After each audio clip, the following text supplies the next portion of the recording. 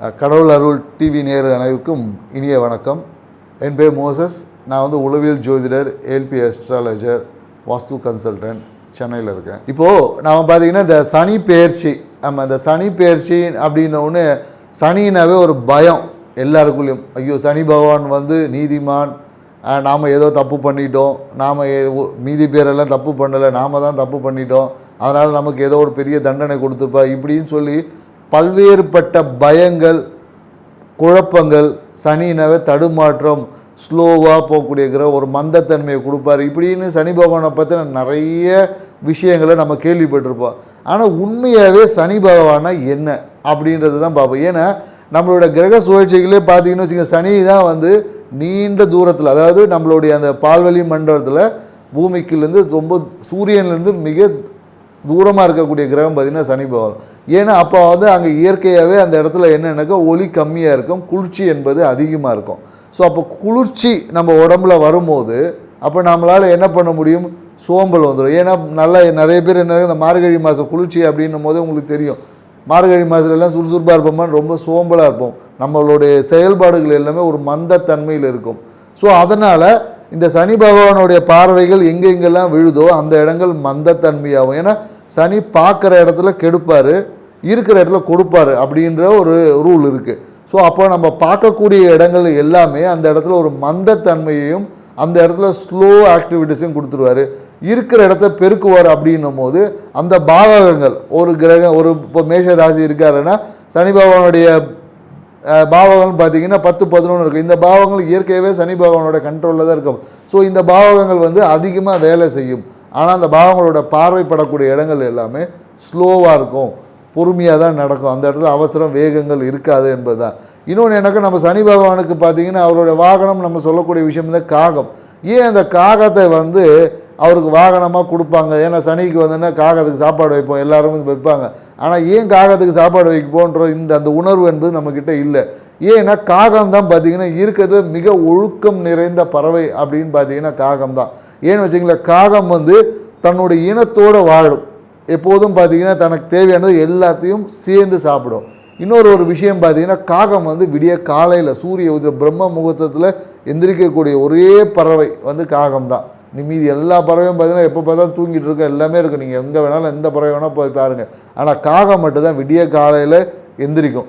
எந்திரிச்சிட்டு காகம் இருவேளை குளிக்கும். நீங்கள் தண்ணி இருக்குது இல்லை, நம்ம பெரும்பாலும் காகம் குளிக்கிறதுலாம் அது எப்படி இருந்தாலும் தலையை ஒரு இங்கே தண்ணியில் போய் ஒரு சிலுப்பிட்டு வந்துடும் அதுக்கு. அப்போ காலையில் எந்திரிச்சு தன்னுடைய வேலைகள்லாம் என்ன, இங்கே செய்யக்கூடிய நம்ம வாழக்கூடிய இடங்களில் இருக்கக்கூடிய அனைத்து கழிவுகளையும் அது என்ன பண்ணும், அதை நீக்கி அதை அப்படியே அமிர்தமாக மாற்றிடும், அதாவது உரமாக மாற்றிடும். ஏன்னா காகத்தோட அந்த நமக்கு சொல்லணும், காகத்தோட எச்சம் விழும்போது அதில் ஆசிட் கண்டென்ட் அதிகமாக இருக்கும். பெரும்பாலும் இந்த பைக்கிலலாம் காகம் வந்து அதோட எச்சம் படும் போது அதை தொடச்சா கூட அவ்வளோ சீக்கிரத்தில் போகாது. ஏன்னா அதோட அசிடிட்டி கண்டென்ட் அதிகம். ஏன்னா அது இயற்கையாகவே அந்த ஆசிட் கண்டென்ட் அதிகமாக இருக்கிறதால அதை நம்ம உள்ளக்கூடிய கழிவுகளை அப்படியே எரித்து நமக்கு உரமாக்கி கொடுக்கும். பெரும்பாலும் அந்த காகம் பார்த்திங்கன்னா நிறைய இந்த வெயில் காலங்களில் பார்த்திங்கன்னா நமக்கு அந்த காகம் வந்து இந்த வேப்பம் பழத்தை நம்ம சாப்பிடும். அதனால தான் சனி பகவானுக்கு வந்து வேப்ப மரத்தை சொல்லுவாங்க. வேப்பம் பழத்தை வந்து காகம் வந்து சாப்பிட்டுட்டு அதை எச்சிங்களை வந்து வேப்ப மரத்தை இனவர்த்தி பண்ணக்கூடிய மிக ஒரு பறவை எதுன்னா காகம் தான். ஸோ அப்போ இந்த காகத்துக்கு உண்டான அது இன்னொன்று பார்த்திங்கன்னா, காகத்து வந்து இந்த கழிவுகளை நீக்கி சுத்தமாக்குறது ஒரு வேலை இருந்தாலும் ஈவன் அதோட இனப்பெருக்கம் பார்த்திங்கன்னா அதோட செக்ஷுவல் விஷயங்கள் எல்லாமே ஈவினிங்கில் தான் பார்க்கும். அது பெரும்பாலும் அதோடைய விஷயங்களை யாரும் பார்க்க முடியாது. அவ்வளோ ஒழுக்கங்கள் இருந்தது. தன் இனத்தை வாழும் குட்டிகளை அதோட அந்த பறவை குஞ்சுகளை பாதுகாக்கும்.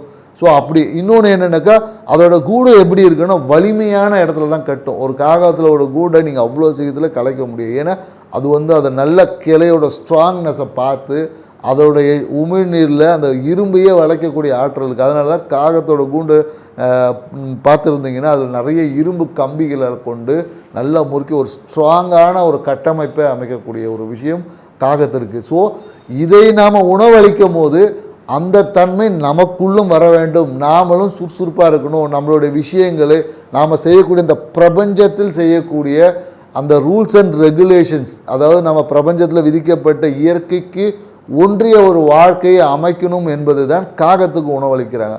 ஏன்னா பெரும்பாலும் என்னென்னாக்கா நல்லெண்ணெய் நல்லெண்ணெயில் பார்த்தீங்கன்னா வெறும் எள்ளு எண்ணெய் மட்டும் இருக்குது, அது கூட கருப்பட்டி போட்டு அந்த வெப்பத்தை சமப்படுத்துவாங்க. ஏன்னா அப்படி பண்ணும்போது தான் அங்கே நமக்கு வெப்பம் ஒரு கதகதப்பு என்பது கிடைக்கும். ஸோ அதனால தான் நம்ம நல்லெண்ணெய் தீபத்தை எழுதுகிறோம். பெரும்பாலும் சனி பகவான் பார்த்தீங்கன்னா என்ன சொல்லுவாங்க, நம்மளோட ஊனமுற்றவர் சொல்லுவாங்க. ஏன்னா சனி தான் ஆயுள் காரகன். ஏன்னா நம்மளோட உயிர் சாரம் அவர்கிட்ட தான் இருக்குது. ஏன்னா சனி நினச்சா தான் நம்மளோட ஆயுளையே பெருக்க முடியும். ஸோ ஏன்னா குளிர்ச்சியில் தான் நம்மளோட ஆயுளுக்கு வெப்பம் அதிகரிக்கும் போது நம்மளோட ஆயுள் உயிர்த்தன்மை விரயமாகும்.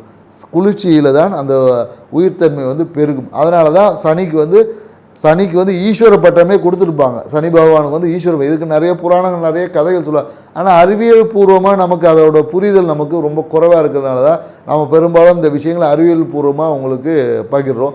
மேலும் என்னென்னு வச்சுக்கிங்களேன், இந்த விஷயங்களை நாம் உணர்ந்து இப்படி உணரும் பட்சத்தில் தான் நம்மளால் இந்த சனி பெயர்ச்சி, ஏன்னா இந்த கிரகங்கள் வந்து நகர்ந்து கொண்டே தான் இருக்கும். இந்த நகர்வுக்கு ஏற்ற மாதிரி ஒவ்வொரு வாழ்க்கையிலும் சில மாற்றங்கள், நன்மை தீமையான மாற்றங்கள் நடந்து கொண்டே தான் இருக்கும். ஏன்னா சனி இருக்கக்கூடிய பாவகங்களை என்ன பண்ணுவார், பார்க்கக்கூடிய பாவங்களை ஸ்டாப் பண்ணி அவர் என்ன ஒரு கிளீனிங் ப்ராசஸ். ஏன்னா அதனால தான் அவருக்கு வந்து ஃபர்டிலைசர் பார்த்திங்கன்னா சனியோட காரகத்துவத்தில் தான் வரும். ஏன்னாக்கா தீமை, அதாவது கழிவுகளை உரமாக்குறது, நன்மையாக்கக்கூடிய விஷயத்தை.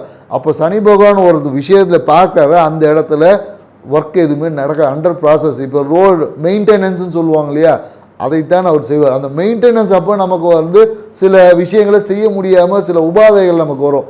அதுதான் நம்ம இங்கே பிரச்சனைன்னு பேசிகிட்டு இருக்கோம். ஸோ இந்த பிரச்சனையை எப்படி எதிர்கொள்வது, ஒவ்வொரு ராசிக்கும் எப்படி எதிர்கொள்ளலாம் அப்படின்றது தான் இந்த சனி பெயர்ச்சி விஷயத்தில் நம்ம பார்க்க போகிறோம். இப்போ சனி பகவானுக்குன்னு பார்த்தீங்கன்னா பொது பரிகாரம் இது என்னன்னாக்கா, சனி எனக்கு நல்ல இடத்துல இருக்குது, நல்ல இடத்துல இல்லை, வருது போகுது பார்க்குது, இது எல்லாத்தையும் தாண்டி, ஏன்னா நம்மளோட ஆயுள் காரகன். ஏன்னா நம்ம இதை மெயின்டைன் பண்ணும் போது தான் இந்த காரகத்துவம் பண்ணும்போது சனி என்பது என்னென்னாக்கா நம்மளுடைய உண்ணக்கூடிய உணவுகளோட கழிவுகளை அமிர்தமாக்கி நம்மளோட உயிர் சாரம் அதிகமாக்கும். அப்போ தான் நம்மளோட வாழ்நாள் என்பது நீட்டிக்கும். அதனால தான் அவர் ஒன்று ஸ்லோ அண்டு ஆயுள் காரகன் அவர் கொடுத்துருக்காங்க. ஸோ இப்போ இந்த சனி பகவானுடைய தன்மைகளை நம்மகிட்ட எப்போதும் நல்ல விஷயமா வச்சுக்கணுன்னா என்ன பண்ணலாம் அப்படின்னா, முதல்ல நம்மளோட வாழ்க்கை முறை என்னென்னாக்கா நம்மளோட இயற்கையை ஒற்றிய வாழ்க்கை முறை. காலையில் எந்திரிக்கணும், நம்மளோட வேலைகள், நம்ம அனுதினம் செய்ய வேண்டிய வேலைகள், நம்ம என்ன செய்யணும் என்பது, நம்ம வேலைக்கு போகிறது பணம் சம்பாதிக்கிறது இது கிடையாது. நம்ம உங்கள் உடலுக்கு, ஏன்னா உடலுக்கு சாப்பிட்டாதான் நம்மளால் எனர்ஜி கிடைக்கும், வேலைக்கு போனால் எனர்ஜி கிடைக்காது. ஸோ அப்போ நமக்கு கரெக்டான டைம், ஆன் டைமில் நம்மளை சாப்பிட பழகணும். உடலுக்கு ஏற்ற அதுக்கேற்ற உடல் பயிற்சிகள், சிறு சிறு வேலைகள் செய்யக்கூடிய உடல் பயிற்சிகளை செய்யணும். பெரும்பாலும் என்னென்னாக்கா அந்த நைட்டு தூங்கணும். ஏன்னா இரவு தூக்கம் என்பது கம்பல்சரியாக இருக்கும். ஏன்னா இரவு என்பது சனிக்கு உண்டானது. ஏன்னா சூரியன் என்பது இயக்கத்துக்கு உண்டானது. அதை மாற்றி செயல்பாடு, அதாவது நம்ம செய்த விஷயங்களை எல்லாமே எனர்ஜியாக மாற்றக்கூடிய வேலையை சனி பகவான் தான் செய்வார். அதனால தான் காலையில், ஏன்னா சூரியன் உச்சமாக ஆகக்கூடிய இடத்துல சனி நீசம் ஆகக்கூடிய இடத்துல சூரியன் நீசம் ஆகக்கூடிய இடத்துல சனி உச்சமாவார். ஸோ அப்போது சூரியன் என்பது இயக்கம், சனி என்பது உயிர் சாரத்தை அதிகரிக்கக்கூடிய விஷயம். அப்போ இரவு தூக்கம் என்பது கம்பல்சரியாக இருக்கணும். இரவு தூக்கத்தை யார் கடைபிடித்து வாழ்க்கை முறை, இயற்கை ஒன்றிய வாழ்க்கை முறை இருக்கா, இவர்களுக்கு சனி பகவானை பற்றின எந்த பயமும் தேவையில்லைங்க. அவர் ஒன்றுமே செய்ய மாட்டார். ஏன்னா சனி பகவானுடைய தாக்கம் இருக்கிறவங்க எல்லாருக்கும் ஃபேட்டி லிவர் இருக்கும். நீங்கள் வேணால் செக் பண்ணி, யாருக்கெல்லாம் ஃபேட்டி லிவர் இருக்கோ அவங்களுக்கு கண்டிப்பாக சனி பகவானோட தாக்கம் இருக்குது. ஏன்னா அந்த கழிவாக இருக்குது, கழிவை சுத்திகரிப்பு செய்ய முடியல. அப்போ சனி எங்கள் பகவான் அங்கே வேலை செய்யலை, அவ்வளோதான் விஷயம். ஏன்னா எந்த உடம்புல எங்கெங்கெல்லாம் கழிவுகள் இருக்கோ அங்கே சனி பகவான் வேலை செய்யவில்லை. ஏன்னா கழிவை உரமாக்கக்கூடிய விஷயத்தை தான் சனி பகவான் செஞ்சுட்ருப்பார். ஸோ அதனால தான் நைட்டு நீங்கள் எப்போதும் பார்த்தீங்கன்னா நைட்டு தூங்கலாம் வச்சிங்களேன், உடல் சோர்வாக இருக்கும். நைட்டு தூங்கி எழுச்சின்னு வச்சு காலையில் ஃப்ரெஷ்ஷாக இருக்கும். இதுதான், ஏன்னா அந்த ஃப்ரெஷ்னஸை கொடுப்பது எதுனா சனி பகவான் தான். ஸோ நீங்கள் இது அறிவியல் பூர்வமாக நம்ம நிறைய விஷயங்கள் சொல்லுவோம், ஆன்மீக ரீதியாக நிறைய விஷயங்கள் இருக்குது. மேலும் இப்போ நம்ம ஒவ்வொரு ராசிக்கும் இந்த சனி பயிற்சி எப்படி இருக்குது, யார் எங்கே என்ன சரி பண்ணலாம், இன்னும் பெட்டர் ஆக்கிறதுக்கான வழிகளை நம்ம இப்போ ஒவ்வொரு ராசியாக பார்ப்போம். துலா ராசி, இந்த துலா ராசி பார்த்தீங்கன்னு வச்சுக்கிங்களேன், இந்த துலா ராசியோட சிம்பிளே பார்த்தீங்கன்னா ஒரு தராசு தான் இருக்கும். ஏன்னா இவங்க பார்த்தீங்கன்னா எது நல்லது கெட்டது இப்படின்ற ஆய்வுக்குள்ளேயே இருப்பாங்க. ஏன்னா இவங்க எப்போதும் இந்த பீப்புளை வந்து ஒரு அனலிட்டிக் பண்ணக்கூடிய ஒரு தன்மைகளை இவங்க இருப்பாங்களாம், கண்டிப்பாக இருப்பாங்க. ஏன்னா இவங்களை வந்து எந்த ஒரு விஷயம் செய்தால் நன்மையாக இருக்கும், அதோட நன்மை தீவை சாதக பாதகங்களை ஆய்வு செய்வதில் மிகுந்த வல்லமையுள்ள துலா ராசிக்காரங்க. இவங்களே இவங்களுக்கு பிரச்சனையாக தான் இருப்பாங்க. ஏன்னா இவங்க செய்யக்கூடிய ஆய்வை வந்து இவங்களால் எந்த ஒரு தீர்க்கமான முடிவு எடுக்க முடியாது. ஏன்னா இவங்க மற்றவங்களுக்கு அட்வைஸை அள்ளி வழங்குவாங்க. ஆனால் இவங்கள ஒரு முடிவு எடுக்க சொன்னான்னு வச்சிங்களேன், சான்ஸே கிடையாது. அதனால் மிகுந்த மன அழுத்தத்துக்குள்ளே இவங்க சிக்கிப்பாங்கன்னா கண்டிப்பாக சிக்கிப்பாங்க. ஏன்னா இவங்களுடைய பேச்சில் பார்த்திங்கன்னா எப்போதும் ஒரு கட் அண்ட் ரைட்டாக ஒரு ரூல்ஸுன்றது இருக்கும். ஏன்னா செய்ய மாட்டியா அப்படின்ற மாதிரி ஒரு ஸ்திரத்தன்மை வந்து கண்டிப்பாக அவங்களுடைய பேச்சில் இருக்குமானா இருக்கும். அதே போல் பார்த்திங்கன்னு வச்சிங்களேன், இவங்களோட அந்த பொருளாதார முயற்சிகள் பார்த்திங்கன்னா கண்டிப்பாக ஏதோ ஒரு தடையை தாண்டி தான் ஜெயிக்கும். இவங்களோட முயற்சிகளில் சிறு சிறு தடைகளை அப்போது வரும். அந்த தடையை தாண்டினா இவங்க எப்போதும் ஜெயிச்சிட்டே இருப்பாங்க. இவங்களுக்கு பார்த்திங்கன்னா நோயின்னு சொல்ல போனோன்னா இவங்களுக்கு அந்த கழுத்து நரம்பு, கழுத்து, தோள்பட்டை இந்த சார்ந்த விஷயங்களில் ஒரு சிறிய அழுத்தம், வாயு பிடிப்பு இது வந்து எப்போதும் இவங்களுக்கு ரெகுலராக இருக்கும். இவங்களோட மனசில் எப்போதும் பார்த்திங்கன்னா தாயை பற்றின சிந்தனை இருக்குமானா கண்டிப்பாக இருக்கும். ஸோ இவங்க பழைய விஷயங்களை நினச்சி மன அழுத்தத்துக்குள்ளே சிக்குவது பார்த்திங்கன்னா துளாராசிக்காரங்களோட இயல்பாக இருக்கும். இந்த துளாராசிக்காரங்களை ஒரு லக்கின்னா என்ன சொல்லணும்னா, அந்த பழைய வண்டியை, பழைய வாகனம், செகண்ட் ஹேண்ட் வெஹிக்கிள் இந்த மாதிரி ஏதாவது வாங்கினா வச்சு அவங்களுக்கு மிகப்பெரிய திடீர்னு பொருளாதார அதிர்ஷ்டம் அடிச்சிருது. நிறைய பேர் துளாராசிக்காரங்க பார்த்திங்கன்னா செகண்ட் ஹேண்ட் வெஹிக்கிள் வாங்கினாங்கன்னா, புதிய வண்டியை காட்டில் செகண்ட் ஹேண்ட் வெஹிக்கிள் வாங்கும்போது அது பார்த்திங்கன்னா இவங்களுக்கு மிகப்பெரிய பொருளாதார வளர்ச்சியை கொடுத்துருது. மேலும் என்னென்னாக்கா இவங்க அதிகமான இந்த ஒரு சட்டத்திட்டங்களை, அறிவுரைகளை மற்றவங்களுக்கு சொல்லிக்கிட்டே இருக்கிறதுனால வாழ்க்கை துணையே பார்த்திங்கன்னா வெறுத்துருவாங்க. ஏன்னா எதை தொட்டாலும் இது அதுன்னு சொல்லிகிட்டு இருந்தால் அப்புறம் என்ன தான் பண்ணுறது அப்படின்ற மாதிரி மிகப்பெரிய ஒரு சிறு இந்த வார்த்தைகள்னால பிரச்சனைகள் வர்றதுக்கு வாய்ப்புகள் அதிகமாக இருக்குது. அதனால் இவங்க கொஞ்சம் ரூல்ஸை அதிகமாக சொல்கிறத கொஞ்சம் நிறுத்திட்டு இந்த நார்மல் லைஃப்குள்ளே இவங்க வர்றதுன்றது மிக நல்ல விஷயமா இருக்கும். மேலும் பார்த்திங்கன்னா இவங்களுக்கு அந்த தாய்மாமன் உறவு பார்த்திங்கன்னா சூப்பராக இருக்கும். தாய்மாமன் சார்ந்த விஷயத்தில் இவங்களுக்கு வந்து நல்ல ஒரு ரிலேஷன்ஷிப் இருக்கும். ஸோ தாய்மாமன் சார்ந்த விஷயத்தில் இவங்களுக்கு நல்ல ரிலேஷன்ஷிப் இருக்கும். இவங்க வாழ்க்கை நிறைய முன்னேற்றத்துக்கு வந்து அது மிகப்பெரிய ஒரு இதுவாக இருக்கும். இவங்களோட அந்த தொழில்னு பார்க்கும்போது என்னென்னாக்கா இவங்களோட அந்த தொழிலில் வந்து ஒரு நிலையற்ற ஸ்திரத்தன்மையே இருக்காது. அடிக்கடி இவங்க அந்த தொழில் மாற்றுறது, பிஸ்னஸை மாற்றுவது, ஒரு விஷயத்தை செஞ்சு இன்னொரு விஷயத்துக்கு தாவுறது, இந்த மாதிரி எல்லாமே வந்து துளாராசிக்காரர்கள் பெரும்பாலும் அவங்களுடைய விஷயம் இருக்கும். தந்தை சார்ந்த விஷயத்தில் மிகப்பெரிய ஒரு லாபம், மன மகிழ்ச்சி என்பது இவங்களுக்கு இருக்குது. இவங்க அப்பாவை வந்து நல்லா பார்த்துக்கிட்டாவே இவங்களோட வாழ்க்கையில் எல்லாமே கிடச்சிரும் அப்படின்னு நம்ம சொல்லலாம். ஸோ அதுக்கப்புறம் என்னென்னு பார்த்தீங்கன்னு வச்சுக்கோங்க, இந்த அரசு சார்ந்த விஷயம், கவர்மெண்ட் சார்ந்த விஷயத்தில் இவங்களுக்கு அனுகூலமான விஷயங்கள் நிறைய இருக்குது. ஸோ இந்த காலகட்டம் இப்போ இந்த சனி பயிற்சி பார்த்தீங்கன்னா 4க்கு 5 போய் 6ல் போய் உட்காரு. அதிர்ஷ்டம்னா அப்படி ஒரு அதிர்ஷ்டம். ஏன்னு வச்சுக்கோங்க, ஏன்னா இந்த வீடு வண்டி வாகனம் சார்ந்த முயற்சிகள் பார்த்திங்கன்னா இருக்குது. மனசில் நினச்ச பண வரவு கிடச்சிருங்க. அவ்வளோ ஒரு விஷயம் இந்த காலகட்டத்தில் நடக்கும். அதுவும் என்னென்னாக்கா பொருளாதார வளர்ச்சியை வந்து அபரிவிதமாக கிடைக்கும். பிரச்சனையை தாண்டி தான் வெற்றி என்ப மாதிரி ஒரு பிரச்சனையை கடந்து இவங்க வந்து மிகப்பெரிய ஒரு லாபத்தை ஈட்டக்கூடிய ஒரு நிலையில் இருப்பாங்க.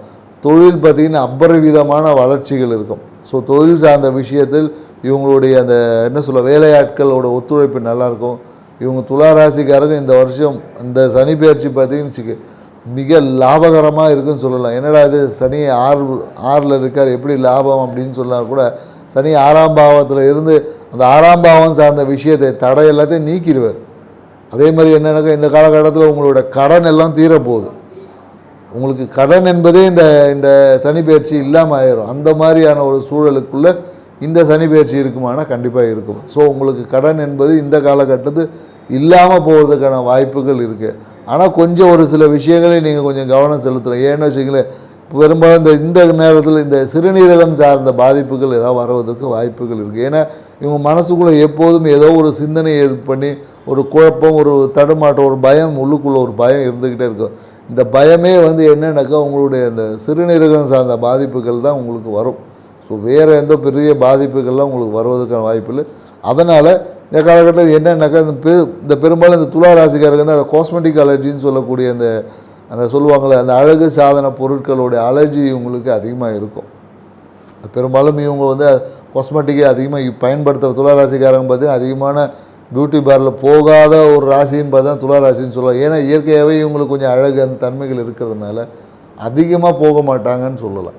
ஸோ இன்னொன்று என்னென்னாக்கா அந்த சினிமா துறை வந்து இவங்களுக்கு பெரும்பாலும் வந்து நேரடியாக காட்டிலும் மறைமுகமான ஒரு கலையாக தான் இருக்குது. எப்படின்னா நேரடியான பங்களிப்பு இருக்காது, மறைமுகமான பின்னாடி வாய்ஸ் கொடுக்கறது, பின்னாடி இருந்து செயல்படக்கூடிய அனைத்தை டைரக்ட் பண்ணுறது, அந்த மாதிரியான துறைகள் எல்லாமே இவங்களுக்கு மிகப்பெரிய ஒரு உச்சத்தை. ஏன்னா நேரடி விஷயங்கள் இவங்களுக்கு பெரும்பாலும் அந்தளவுக்கு ஃபெமிலியாரிட்டி கிடைப்பது இல்லை. ஆனால் மறைமுகமான சினிமா துறையில் இவங்க மிகப்பெரிய ஒரு உச்சத்தை அடையக்கூடிய வாய்ப்புகளுக்கு இந்த வருடம் பார்த்திங்கன்னா இந்த சனிப்பெயர்ச்சி உங்கள் வாழ்க்கையில் மிக அற்புதமான விஷயங்கள் செய்ய போகுது.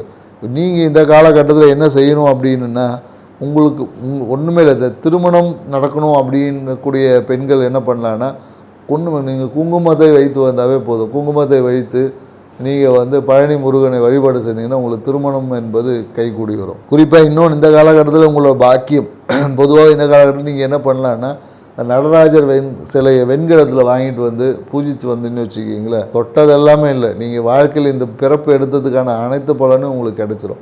நீங்கள் சிவன் வழிபாடு செய்யலாம். சிவன் கோயில் போயிட்டு வந்தீங்கன்னாவே உங்களோட லாபம் மன மகிழ்ச்சி எல்லாமே பெருகும். சிவன் வழிபாடு நீங்கள் செய்யலாம். சிவன் வழிபாடு செய்யும் போது உங்களோட லாபம் மன மகிழ்ச்சி எல்லாமே பெருகும். மேலும் இந்த காலகட்டத்தில் நீங்கள் உங்கள் வீட்டு பக்கத்தில் இருக்கக்கூடிய அருகில் இருக்கக்கூடிய அம்மன் கோயிலில் போயிட்டு அம்மன் கோயிலில் நீங்கள் இந்த என்ன சொல்லலாம், பால் பாயசம் செஞ்சு எல்லாருக்கும் கொடுத்தீங்கன்னா உங்கள் வாழ்க்கை பால் பாயசம் மாதிரி அப்படியே இனிக்கும். கடவுள் அருள் டிவியை பார்த்தமைக்க நன்றிகள். மேலும் இது போன்ற தகவல்களை தெரிந்து கொள்ள கடவுள் அருள் டிவியை சப்ஸ்கிரைப் செய்யுங்கள். மறக்காமல் பெல் ஐக்கானை கிளிக் செய்யுங்கள்.